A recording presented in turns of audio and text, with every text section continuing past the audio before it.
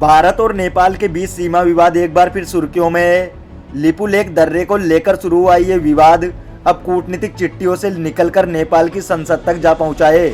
जहां एक तरफ भारत का रुख बिल्कुल साफ है, वहीं नेपाल के विपक्ष ने अपनी ही सरकार के खिलाफ मोर्चा खोल दिया है। आखिर क्यों अचानक लिपुलेख का मुद्दा फिर से सुलग उठा है, आइए जानते आज की स्पेशल रिपोर्ट में।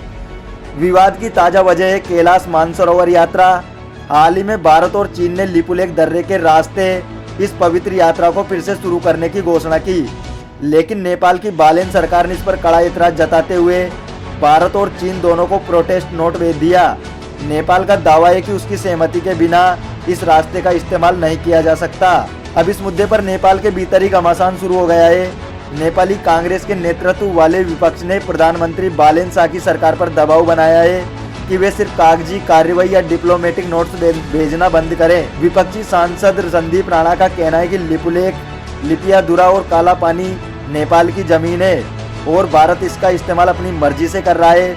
वहीं केपी शर्मा ओली की पार्टी सीपीएम यूएमएल की सांसद भूमिका लिंबू सुबा ने तो भारत की प्रतिक्रिया को गैर जिम्मेदाराना तक करार दे दिया है। विपक्ष की मांग सीधी है, भारत और चीन के साथ सीधे टेबल टॉक यानी उच्च स्तरीय बातचीत की जाए।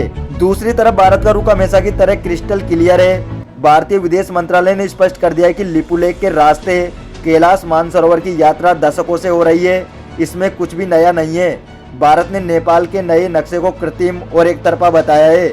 भारत का कहना है कि वह बातचीत के लिए तैयार है, लेकिन ऐतिहासिक तथ्यों के साथ छेड़छाड़ या किसी भी तरह का अनुचित दबाव स्वीकार नहीं किया जाएगा। सामरिक यानी स्ट्रेटेजिक दृष्टि से लिपुलेख भारत के लिए बेहद महत्वपूर्ण है। विशेषज्ञों का मानना है कि नेपाल में जब भी सत्ता परिवर्तन होता है या आंतरिक राजनीति अस्थिर होती है, अक्सर इस मुद्दे को उछाला जाता है।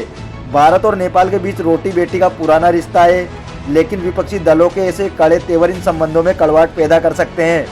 अब सवाल ये कि क्या नेपाल की सरकार विपक्ष के दबाव में आकर कोई बड़ा कदम उठाएगी या फिर बातचीत के जरिए इस सीमा विवाद का हल निकलेगा। इस पूरे विवाद पर आपकी क्या राय है?